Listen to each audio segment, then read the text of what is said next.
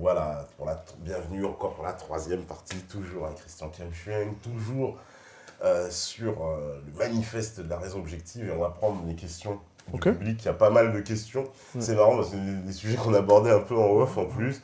Par exemple, voilà, on a une question sur le Bitcoin. Ça, c'est un exemple d'une monnaie Électronique, électronique. ouais, ouais. Et on me demande mais justement ce que tu penses du Bitcoin et de son bon rendement, car il ne fait que monter. Ouais. Donc, en fait, c'est une expérience, moi, que j'adore. C'est-à-dire, en gros, euh, voilà, le Bitcoin, c'est le libéralisme absolu. Et ça peut paraître contradictoire, Ouais. parce que on crée cette monnaie qui est incontrôlable.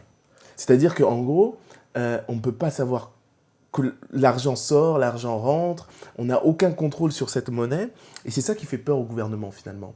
Et bien sûr, il y a eu pas mal de dérives. Mais c'est qui crée cette monnaie, justement? Ça, moi, je Euh, ne comprends pas. non, Qui crée le Bitcoin? non, en gros, il y a un algorithme. En gros, si je me souviens bien, derrière le Bitcoin, Voilà. hein, l'idée c'est que il est associé au temps que tu mets pour craquer un certain code. Donc c'est un peu ça. Et en gros, après, il y a toujours cette notion de offre et de demande. Et ce qui est assez intéressant, parce que tout le monde ne peut pas réussir à craquer ce type de code. Et ce qui est intéressant, c'est assez geek, hein, c'est que beaucoup de gens se sont dit, mais attendez, mais là, c'est une niche. C'est-à-dire que c'est un marché avec une monnaie que personne ne contrôle. Aucun État ne contrôle. Et vous vous trouvez avec beaucoup de gens qui ont commencé à parier sur cette monnaie. Et il y a juste un problème. Autant ça montre le libéralisme absolu, c'est-à-dire que voilà, si j'ai envie d'échanger avec X, Y, Z, ben, je peux le faire sans avoir de TVA ou sans avoir le gouvernement derrière moi, tu as fait du profit en vendant X, Y, Z. Mais ce qui est intéressant aussi derrière cette monnaie, en fait, c'est assez paradoxal parce que elle n'est pas basée, elle est basée sur un effort technique, mais elle n'est pas basée sur ses besoins primaires.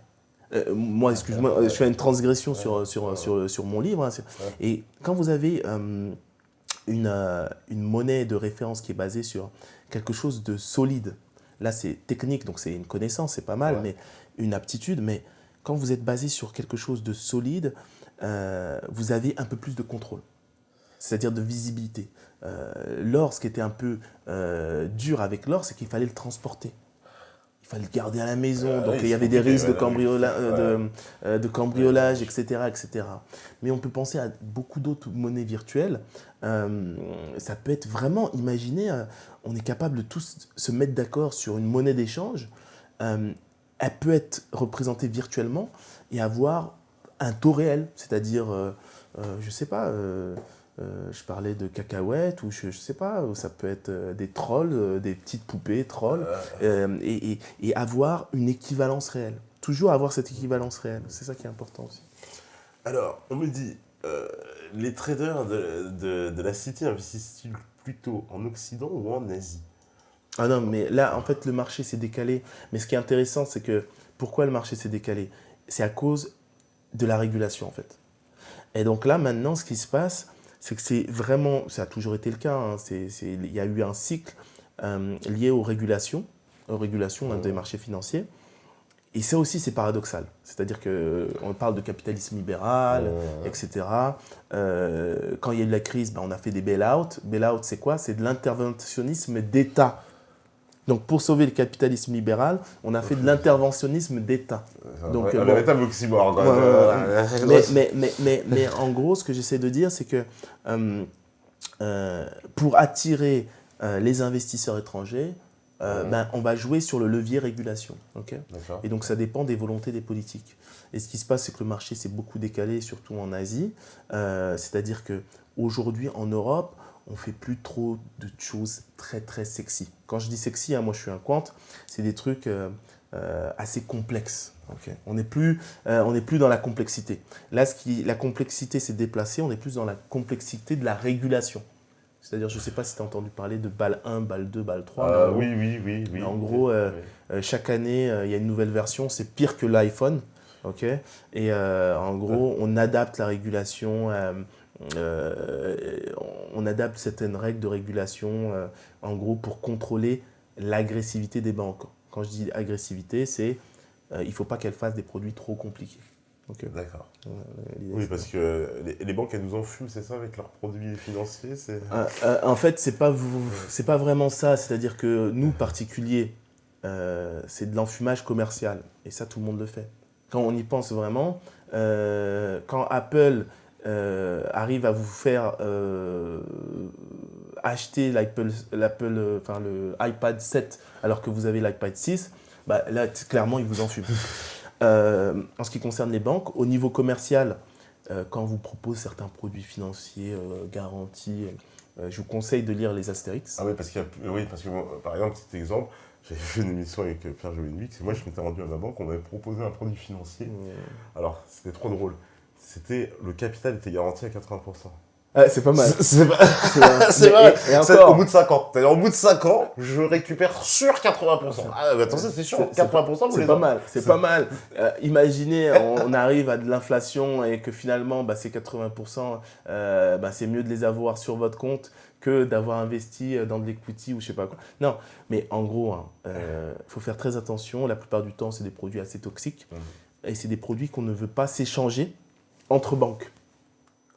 Et donc, quand un produit est trop risqué, on ne s'échange pas entre banques parce qu'on est entre nous, on arrive à visualiser le risque, on se dit mais attends, t'es malade, tu peux pas me vendre un tel produit, c'est trop toxique.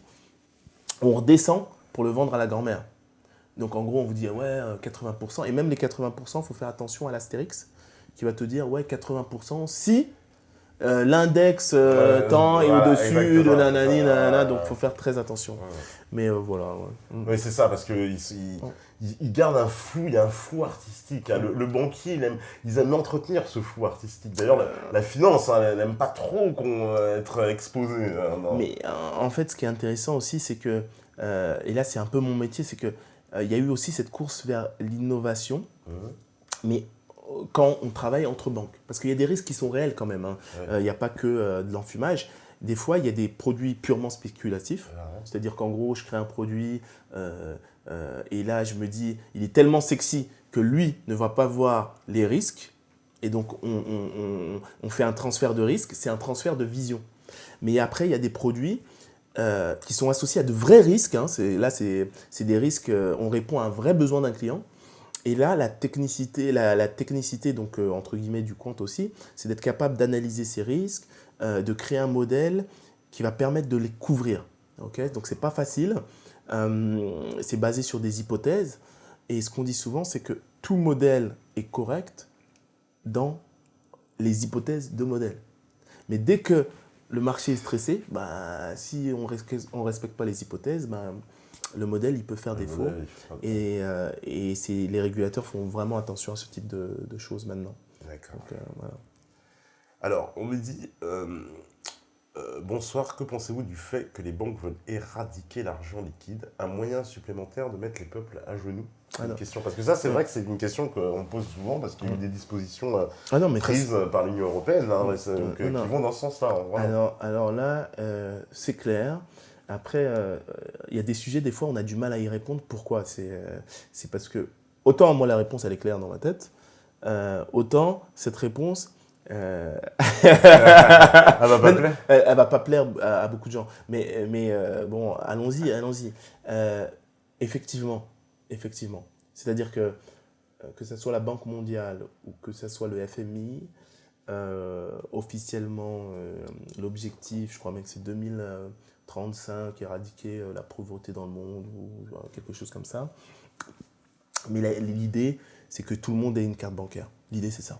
Il n'y a plus de monnaie fiduciaire, donc plus de billets de banque, c'est terminé. Oui, en fait, on peut avoir un peu de liquide, c'est pas ça qui les dérange. Mais il faut voir la petite nuance, que tout le monde ait une carte bancaire. Excuse-moi. Et qu'est-ce que ça veut dire, tout le monde ait une carte bancaire? Ça veut dire que tout le monde ait un compte. Qu'est-ce que ça veut dire, tout le monde ait un compte? Ça veut dire que maintenant, les dettes peuvent se transférer et finalement, on peut éviter d'avoir une obligation de matérialisation physique d'une dette. Pourquoi? Parce que les emprunts effectués durant la crise de 2008, par exemple, on a parlé de trillions, etc. Ben, aujourd'hui, personne n'est capable de vous montrer l'argent physiquement. Il n'existe pas. Ouais. Il n'existe pas. Donc à un moment... Mais tout ça, finalement, c'est ça. C'est que des chiffres dans des ordinateurs. Je veux dire, à un moment donné, est-ce que moi, je peux pas arriver, je fais un, comme on dit en informatique, un new, je remets tout à zéro et... Un reboot. Voilà, terminé. Oui, mais en fait, ce qui est intéressant, en gros, il faut vraiment prendre conscience que la monnaie en elle-même, c'est rien. Ce qui donne de la valeur à la monnaie, c'est la confiance associée à cette dernière. Et la confiance est souvent associée à la solvabilité, on appelle ça de l'issuer, donc de la personne qui délivre cette monnaie. Ouais. Okay, donc en fait, c'est de la perception. C'est de la perception. Donc c'est de la perception. Et ce qui se passe, c'est que oui, aujourd'hui, on a des banques centrales qui sont de gros prêteurs, entre guillemets, mais la plupart du temps, c'est des chèques en blanc. D'accord. Alors, je vais prendre encore des questions. On me dit, la guerre est-elle un facteur positif pour les analystes? Question piège. Donc j'en parle dans mon livre, c'est l'économie de la guerre. Ouais. Et en gros, en fait, c'est pas lié à positif ou pas positif, en fait. En fait, elle veut dire, en gros, est-ce que vous gagnez de l'argent quand il y a des guerres? J'imagine, c'est un peu ça la question cachée, c'est qu'en gros... Mais il y a toujours des profiteurs de guerre. Ouais. Les guerres, elles se financent. Les vraies questions, on se les pose jamais vraiment, mais toutes les guerres, quand on y réfléchit, à un moment, il faut donner de l'argent. Oui, c'est ça.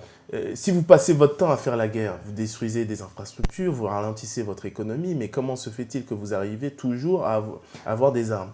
Et à avoir des armes toujours de technologie supérieure. Donc, à un moment, il faut se poser les vraies questions. Mais en ce qui concerne les analystes, c'est lié à de la prédiction.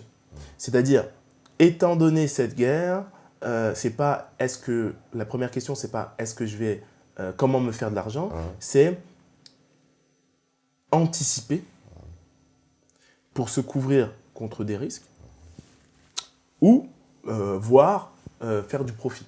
Mais la première question, c'est anticiper. Il faut savoir qu'aujourd'hui, avec la régulation, on est toutes les institutions financières ont peur de la volatilité. La volatilité, c'est en gros, c'est la randomness, donc en gros, c'est tout ce qui est aléatoire. Donc ils essayent de sécuriser, de couvrir leurs risques. Et par exemple, tout changement politique aussi peut être vu bénéfique ou négatif. Et cette information, parce que c'est ça que nous on traite quand on parle de business analyst, cette information, c'est notre manière de l'interpréter qui va nous faire peut-être couvrir nos risques ou anticiper peut-être de futurs profits. Et l'idée, c'est toujours un peu, pas forcément de battre le marché, mais de se couvrir. La première chose, c'est de se couvrir. Les agences de notation, ça fait partie un peu de tes prérogatives. Ça, c'est des analystes qui font des... Enfin, je dirais que c'est des gens qui travaillent justement et puis qui disent à la fin, en gros, lui, on va lui mettre le fameux A, A+, un machin. Ils ont pas un pouvoir aussi un peu démesuré parce que c'est ce qui va faire, après, qui va guider toute la politique du pays. On l'a vu justement en 2008, les gens ont découvert les agences de notation, ceux qui n'étaient pas les profanes, on dit, mais qu'est-ce que c'est que ça? Il y a des mecs qui notent, les pays, bah oui, ils ont des notes et c'est très important parce que quand ta note descend, tu payes beaucoup plus. Donc en fait, ce qui se passe, c'est que ton coût d'emprunt va être beaucoup plus cher. Et là, c'est marrant parce que oui, j'ai créé une plateforme de financement alternatif qui va changer ça justement. Mais en gros, l'idée, c'est qu'à chaque fois, c'est toujours l'idée de perception en fait. Oui, ces agences de notation, elles ont des sortes de critères, etc., des analyses qui travaillent, des projections, etc. Et en gros, en fonction de ça, elles vont vous attribuer une note qui a quand même de grosses conséquences. Oui, qui a des conséquences après. De grosses conséquences. Mais des fois, des fois, c'est un circuit tellement paradoxal. On en a tellement parlé en 2008, c'est-à-dire que le fait que finalement, ces agences de notation, elles sont aussi un peu responsables. On est tous responsables dans la chaîne. Moi, je ne cache pas, mais même moi, en tant qu'individu, même si c'est vrai que nous, on est plus axé sur les maths, etc., même au niveau des modèles, on a été un peu conservateur, on n'est pas allé au fond des choses. etc., etc. Mais donc il y avait tout un process, tout un schéma en ce qui concerne l'évaluation de la solvabilité en fait, de ces acteurs. Qui nécessitait beaucoup plus de techniques et de validation, etc. Donc elles ont été blâmées, mais elles ne sont pas les seules à blâmer ces agences de notation. Ça se fait aussi au niveau des banques. Les clients, ils sont classés aussi en fonction des... C'est ça, des gens, on va dire, capital risque, lui sans risque, lui machin, etc. Ce qui est devenu fou, c'est que je pense que récemment, on a commencé à voir, mais attendez, c'est ridicule, ils ne peuvent pas emprunter. Donc c'est comme si... imaginez, vous allez au restaurant, parce que vous êtes habillé d'une certaine façon, il y a une probabilité que vous partiez sans payer l'addition. Donc on va vous placer. De façon à ce que vous ne pouvez pas passer de partir du restaurant. Voilà. Donc c'est un peu ça. Et donc, mais il y a tellement de moyens de contourner tout ça qu'aujourd'hui, un des critères, c'est par exemple quel type d'amis vous avez sur Facebook. Ça peut paraître fou. C'est vrai que ça. Ah, d'accord. Ça peut paraître fou, mais c'est une réalité. C'est une réalité. C'est-à-dire qu'aujourd'hui, imaginez, vous avez sur 20 amis, 18 qui sont interdits bancaires. Pas de chance, merde, je vais virer des amis Facebook. non, mais c'est une nouvelle réalité, quoi. C'est dommage, mais ça fait un peu monde d'Orwell, tu vois, quand tu me dis ça comme ça. C'est très orwellien, quand même. Ça veut dire que, voilà, on va espionner, en gros...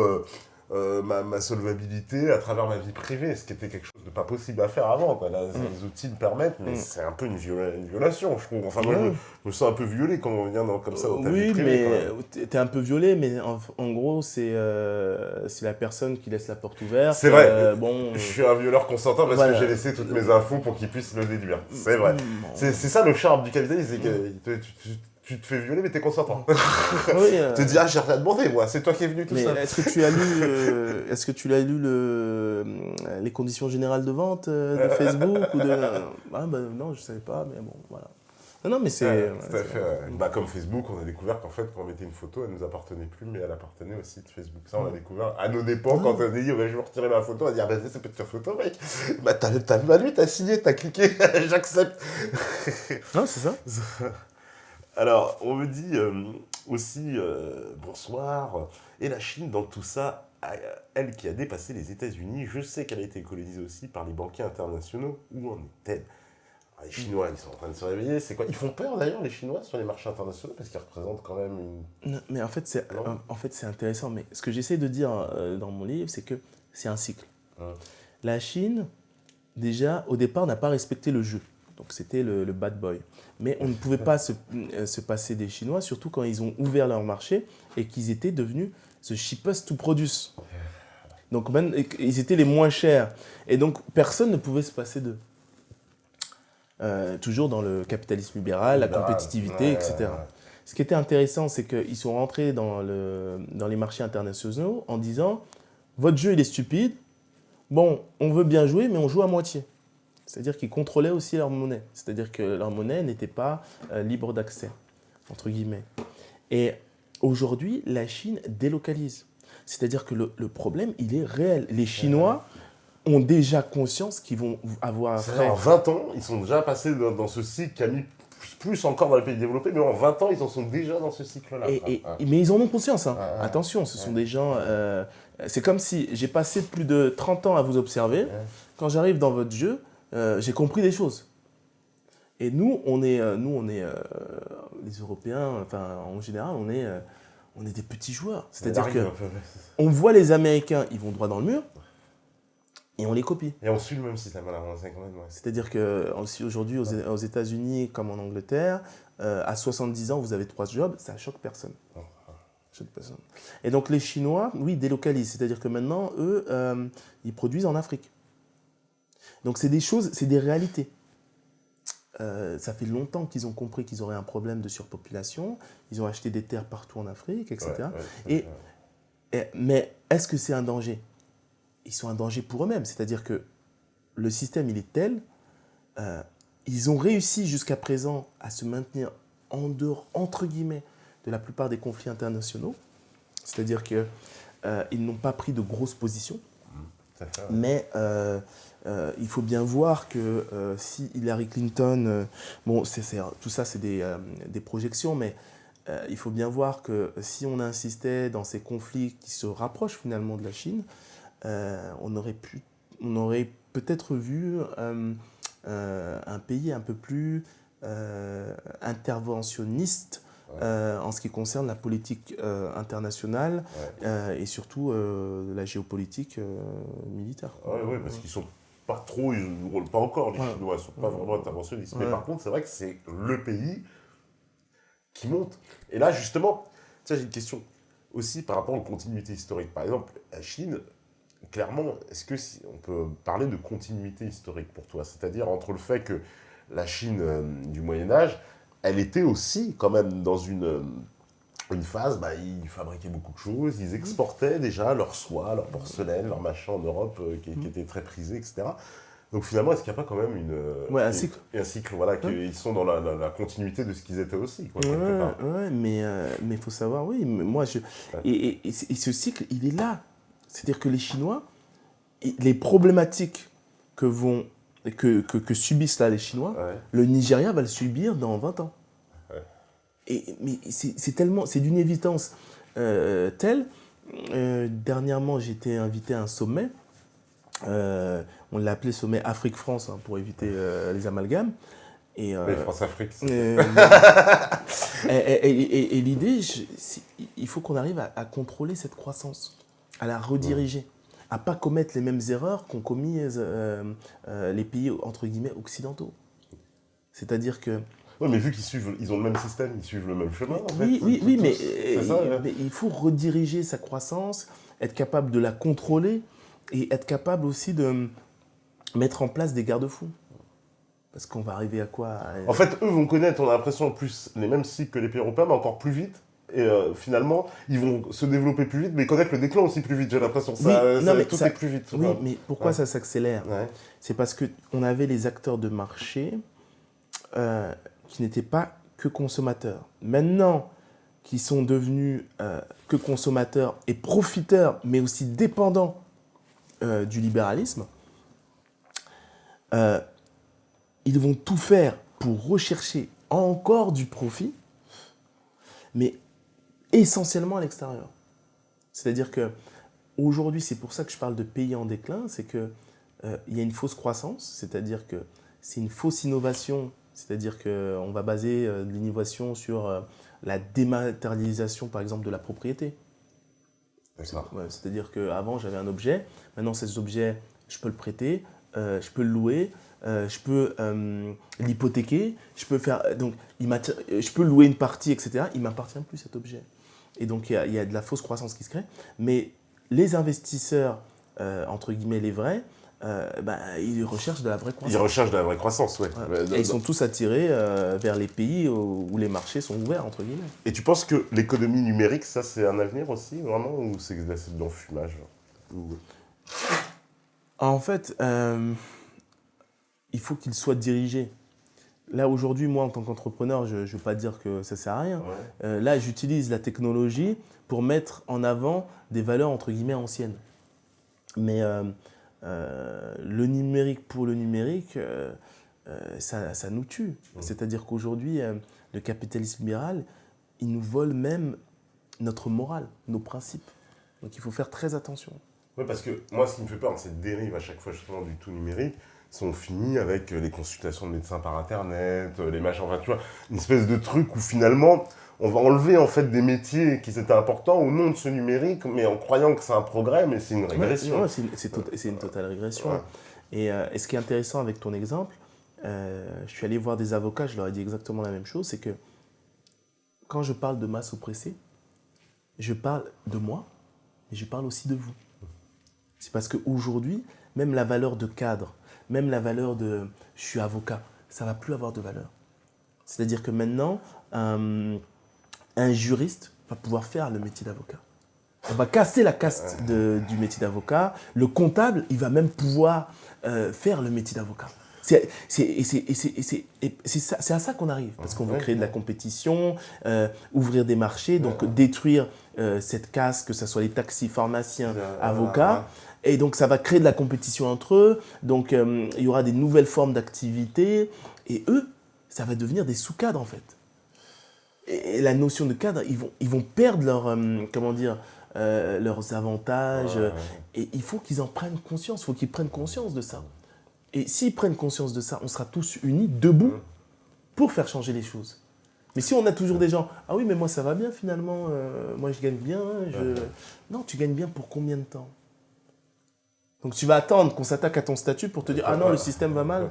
Donc le réveil, il doit être universel. Il faut vraiment ouvrir les gens à ce qui nous attend en fait. Voilà. Alors, on le dit, un gouvernement peut-il utiliser les ressources dans les bourses mondiales pour déstabiliser d'autres pays, utiliser les finances comme une arme? Mais bien sûr. C'est courant, bien sûr. Ça, non, mais c'est très courant. On met la pression politique sur les pays avec... En plus, le FMI, la Banque mondiale, tout ça sont des instruments un peu de... En gros, on l'a vu dans l'affaire grecque, quand ils ont coupé les banques, à Chypre aussi, ils avaient fait ça. Puis on s'est servi sur tous les comptes à Chypre, on a fait un braquage. C'est un braquage des banquiers, c'est un véritable dot, cette affaire. Les mecs, ils coupent le week-end toutes les banques, tout est fermé, et tu te réveilles le lundi, ils t'ont flyé ton compte, quoi. C'est quand même... Enfin, je sais pas, moi, je dis ce qu'on veut, mais c'est hallucinant. Moi, je suis affairé. Mais on se rend pas compte, On parle de dette de l'État. Et en fait, on a fait tout le schéma durant cette interview, c'est-à-dire que la dette de l'État, c'est toujours lié à de la perception. C'est-à-dire qu'aujourd'hui, la dette, elle est mondialisée, c'est-à-dire que l'État, quand l'État veut emprunter, il appelle tout le monde, je cherche 5 000 € par exemple. C'est une sorte d'appel d'offres. Et donc, en fonction de la perception des acteurs du marché, on va payer la dette française d'une certaine manière. Et c'est toujours l'offre et la demande, et c'est toujours lié à la perception. Mais qu'y a-t-il derrière la France, finalement? Parce qu'avant, la France, il y avait ses colonies. Avant, on pouvait parler aussi de PIB de la France. Pourquoi? Parce que derrière l'État français, il y avait des piliers de l'économie qui appartenaient au gouvernement français. Que ça soit Total, ou que ça soit GDF, EDF, etc. Mais maintenant, ce n'est plus le cas. Maintenant, ces piliers, ils appartiennent à des institutions privées. Donc, on les a bradés. On les a bradés. Ouais. Et qu'est-ce qui reste à la France? Au gouvernement français, comme valeur productive, qu'est-ce qui lui reste? Il n'y a plus que les Français, enfin le capital... Il n'y a plus que ça. Donc en fait, chalet, quoi, voilà, exactement. C'est-à-dire que finalement, la perception, la France, qu'est-ce qu'elle a donné en collatéral? C'est juste nous. Et quand je dis nous, c'est nos petites épargnes, etc. etc. Notre force. Alors, il n'a pas arrêté de braquer Hollande les livrets. Chaque année, il a... Oui, non, mais c'est ça. Et donc la France, c'est ça. C'est la force productive des Français et leurs petites épargnes.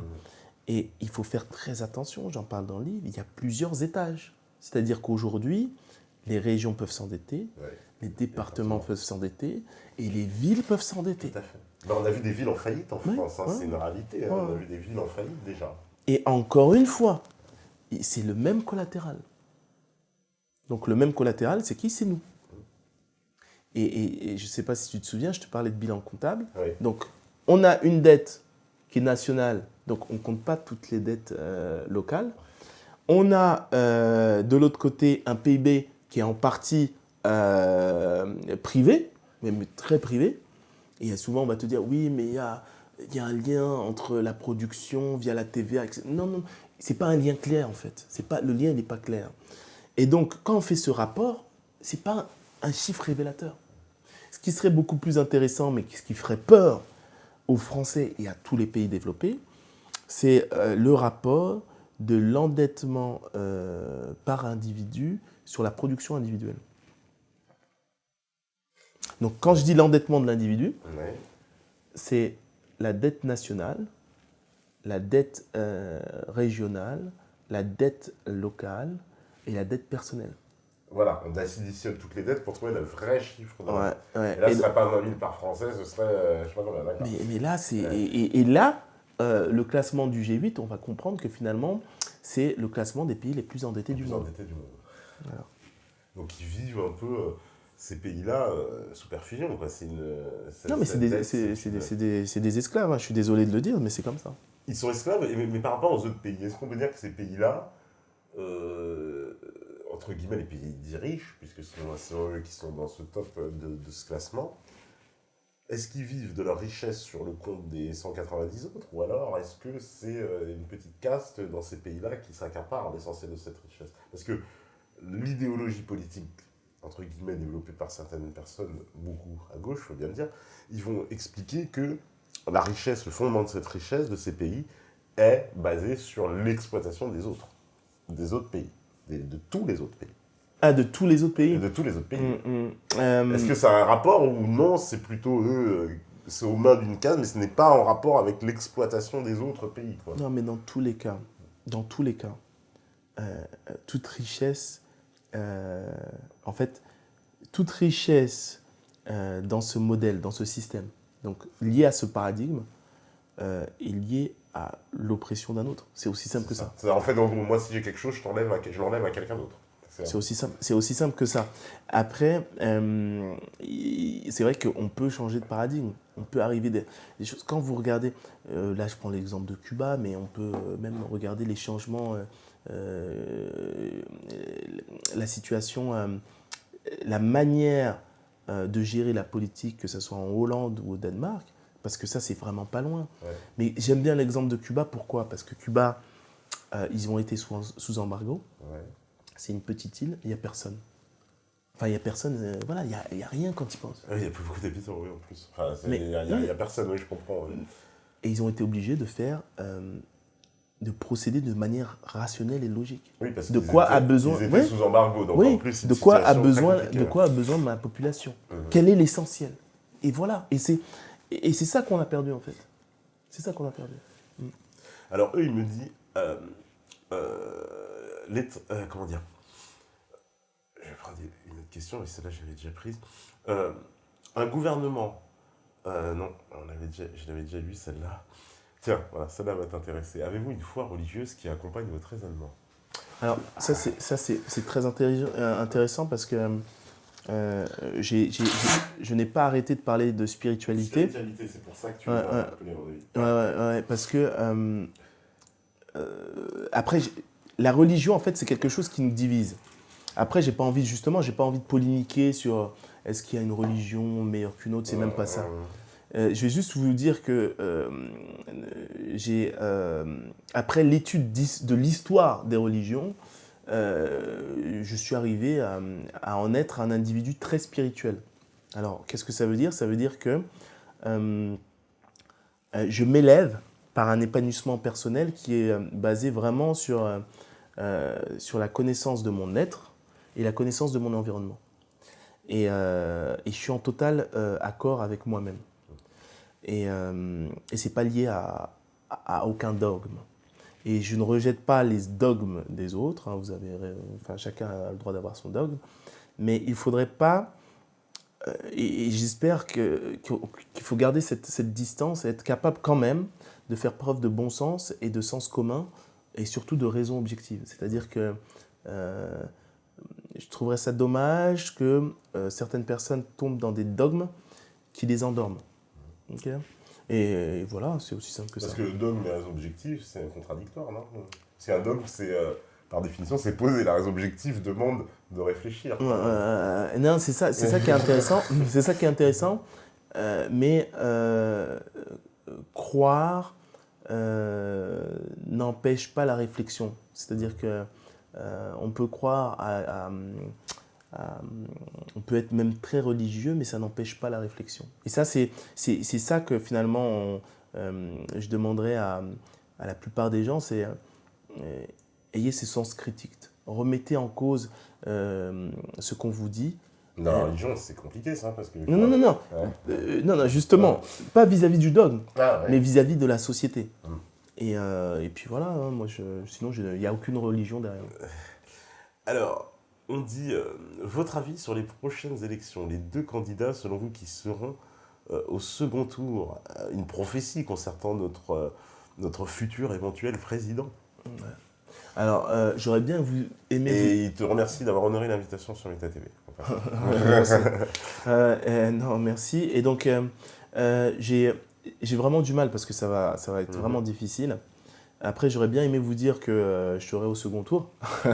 mais l'idée, je pense que quand je parlais quand même d'une claque. Une claque, c'est quoi? C'est un candidat de l'invisible qui va faire plus de 10%.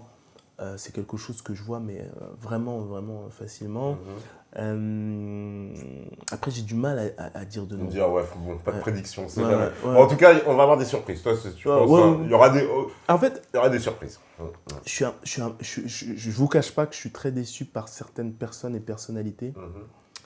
Et c'est là à quel point on voit que la force de résilience, elle n'est pas là. Quand on voit quelqu'un comme Monsieur Bayrou, qui finalement avait le champ libre et qui n'ose pas. Il n'est pas un peu, justement, il peut pas un peu opportuniste, ce Mélenchon, parce qu'on a appris qu'avec Macron, ils avaient passé un accord pour législatif. Donc on a compris, c'était, bon, je vais placer mes députés, je vais essayer de profiter d'une dynamique, de quelque chose que lui ne peut plus créer par lui-même, peut-être. Oui, mais c'est comme Monsieur Sanders. Monsieur Sanders, on lui a proposé de prendre le Tea Party et de se présenter donc avec le parti indépendantiste. Ouais, d'accord. Il a refusé. À son âge, il a refusé. C'est-à-dire que, mais qu'est-ce qu'il vous faut de plus? C'est-à-dire que c'est pas comme s'il pouvait être président en étant deuxième sous Hillary Clinton. Même si elle gagne, elle va faire sûrement 2 mandats. Et donc ça veut dire quoi? Que vous allez être président dans 8 ans? Mais c'est ridicule. Donc il y a quelque chose qui se passe chez eux. Et cette force, cette résilience, elle manque, elle fait défaut. Et je sais qu'il y a certaines personnalités qui ont voulu se présenter.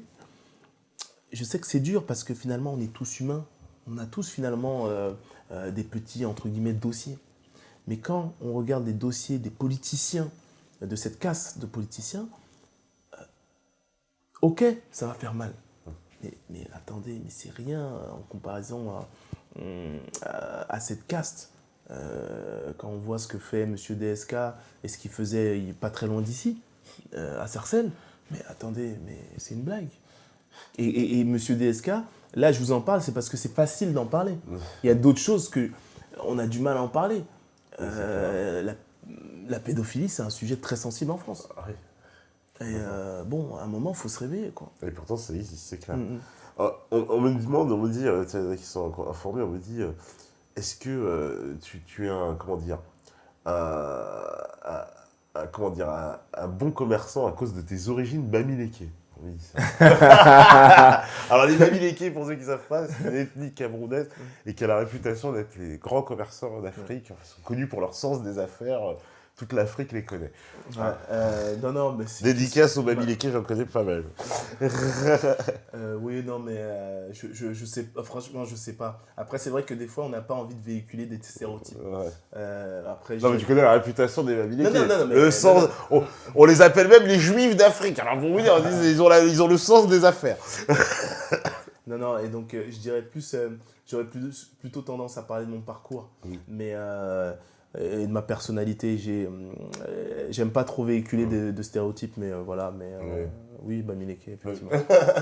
Bon, grand bonjour aux amis camerounais qui nous regardent. Il y en a qui nous regardent au Cameroun. On a des gens qui nous regardent en Afrique. Alors, on me dit, alors il y en a un qui veut, il y a quelqu'un qui cherche à se protéger, il me dit, mais dans quelle zone géographique peut-on être le plus à l'abri en cas d'effondrement économique? C'est assez... Il faut aller en Nouvelle-Guinée, quoi, un truc où il n'y a plus de capitalisme.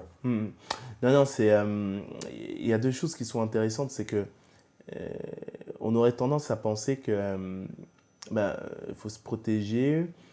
Pour se protéger, il faut se mettre près de choses de valeur. C'est-à-dire qu'on ne viendra jamais balancer une bombe atomique sur un puits de pétrole.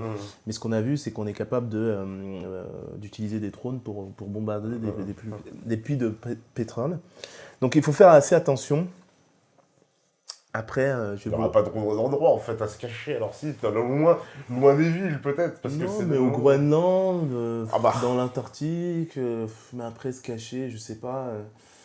Après, je ne sais pas pourquoi, la Suisse, je ne sais pas ce qui se passe. Il paraît que les Suisses, ils peuvent même survivre à une attaque nucléaire. Avec les abris qu'ils ont, nos amis suisses sont très, très hyper organisés. Ah ouais, non, ils sont très, très organisés. Non, c'est quelque chose d'assez admirable quand même. Eux, au moins, ils anticipent, parce que nous, on n'a pas vraiment de plan. Demain, il y a une espèce de truc, grande crise majeure. Par exemple, on sait qu'en France, rien qu'en Île-de-France, dans les supermarchés, c'est des flux tendus à 48 heures. Donc, il suffirait que 48 heures d'une crise quelconque, à la con, je sais pas, grosses émeutes, les mecs dézinguent de lignes de tension, ça perturbe tout. 48 heures, il n'y a plus de bouffe en Île-de-France. C'est fragile comme système, dis donc, ça va vite 48 heures. Non, mais c'est ça, et c'est pour ça que je parle de localité autonome. Vous serez toujours un esclave. Et c'est vraiment très important. C'est l'autonomie, je ne sais pas comment vous dire, c'est vraiment très très important. Et surtout sur les besoins primaires, mais comment pouvez-vous appliquer une économie si vous êtes toujours sous pression ? Si toutes les 2 secondes, on va vous dire, attention, si c'est comme ça, on fait un embargo sur vos produits, ou on ne vous livre plus, etc. etc. Mais après, il y a des choix politiques à faire, très importants, très très importants. Alors, on me dit, comment freiner légalement la grande distribution ? Le problème, vous voyez, on est toujours dans un combat. On est toujours dans l'anti. Vous voyez, on a eu ce débat il n'y a même pas quelques semaines. Bien sûr. Mais pourquoi pas être dans l'amour de l'autre ? C'est-à-dire que pourquoi pas favoriser vos valeurs au lieu de vous consacrer à l'anéantissement d'un ennemi, d'un oppresseur. Et l'équilibre, il va se faire tout seul. Il va se faire tout seul. Mais il faut vraiment cette volonté. C'est-à-dire qu'aujourd'hui, si je mets cette application à disposition, c'est pour que vous soyez capable de visualiser vos valeurs, de les localiser. Et ensuite, c'est à vous de financer vos valeurs. C'est la responsabilité individuelle. Et l'ensemble des responsabilités individuelles fait un bouleversement collectif. Donc, voilà. Justement, on me dit, les Golden Boys ont-ils conscience de leurs actes et quand ils traitent des ressources qui causent des pénuries ou voire des famines ? Est-ce qu'il y a une...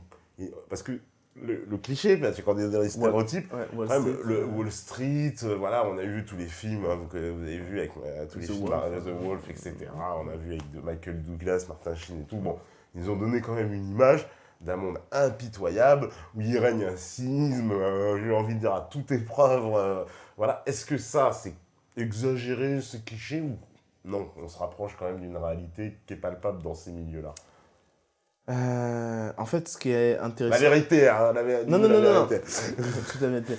Donc, non, ce qui est intéressant avec mon parcours, c'est que je suis arrivé avant 2008. Donc, je suis arrivé, on mangeait bien. Donc, j'ai vu les fastes, les bonnes années.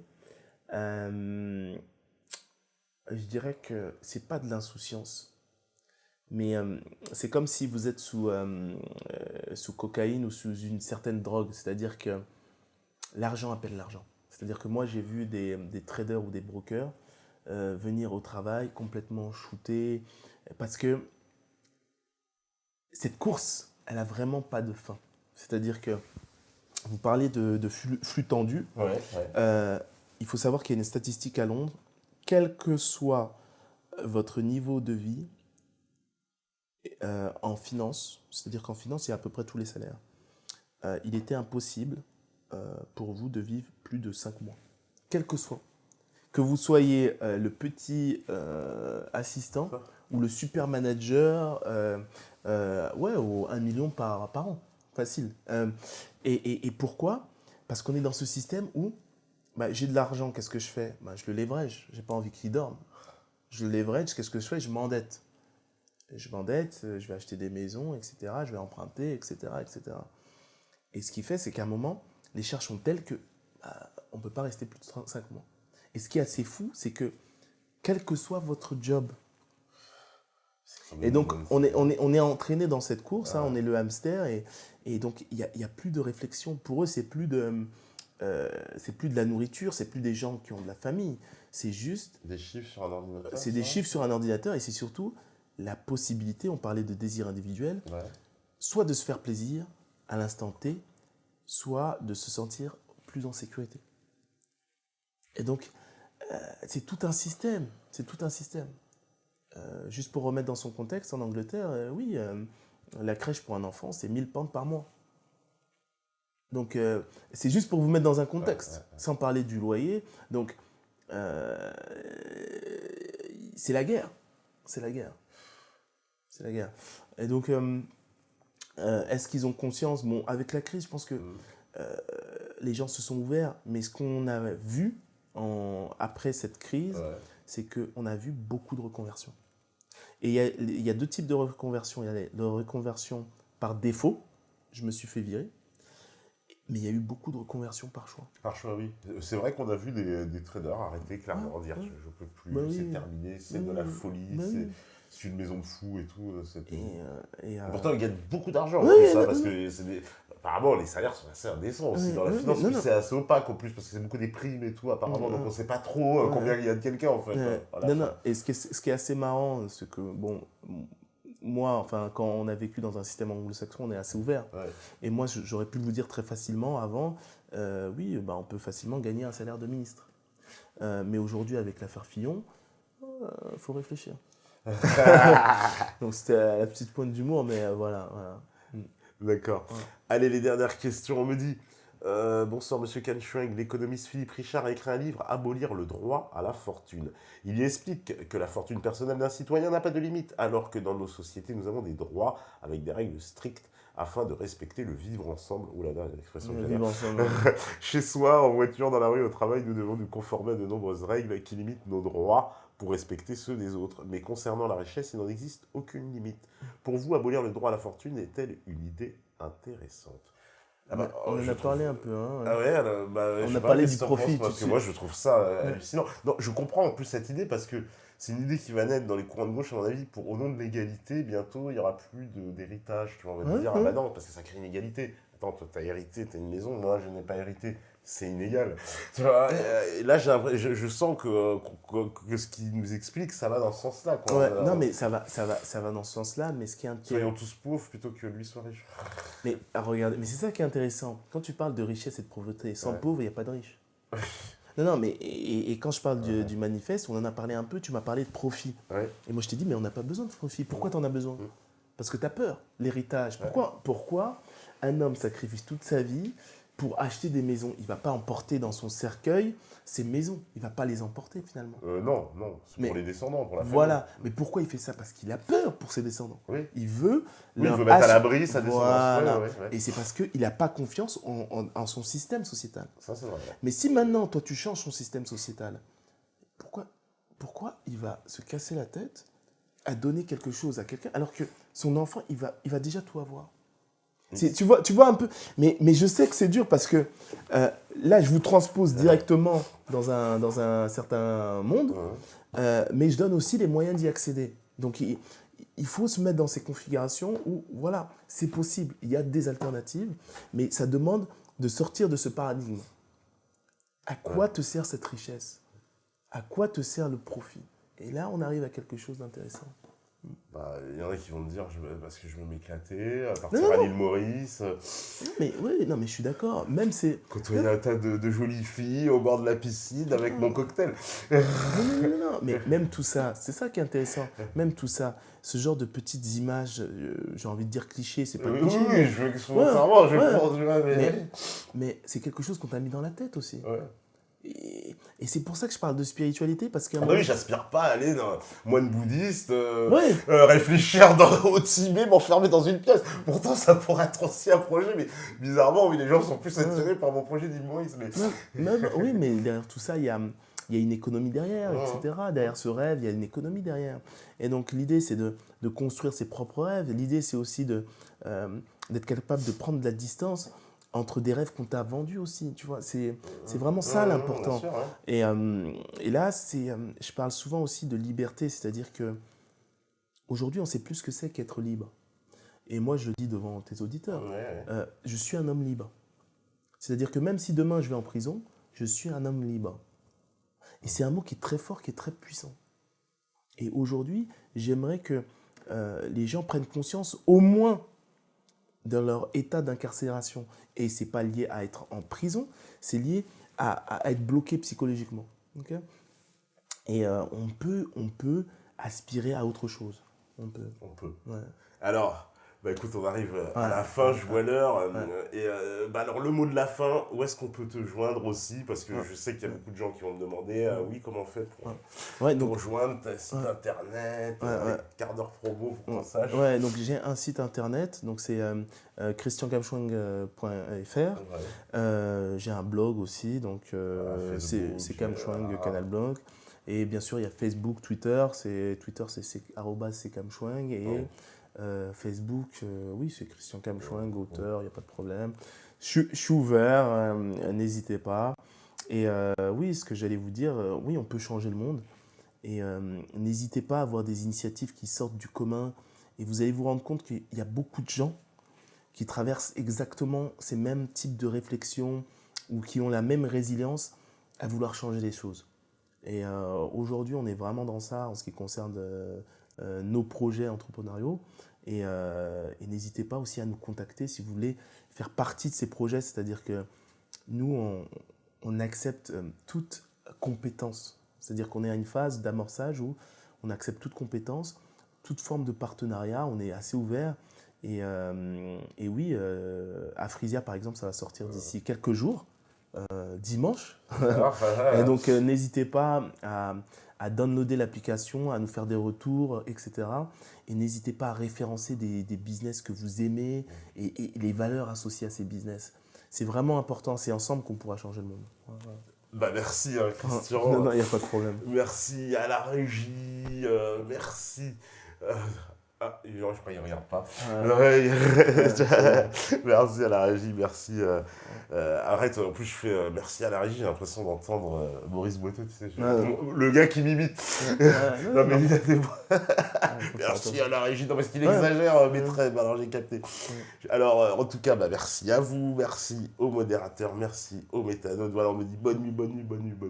Et bonne nuit aussi mes amis. Et vous savez, j'ai qu'une chose à dire, franchement, si vous écoutez ce message ce soir, franchement, c'est que vous êtes la résistance. Ciao.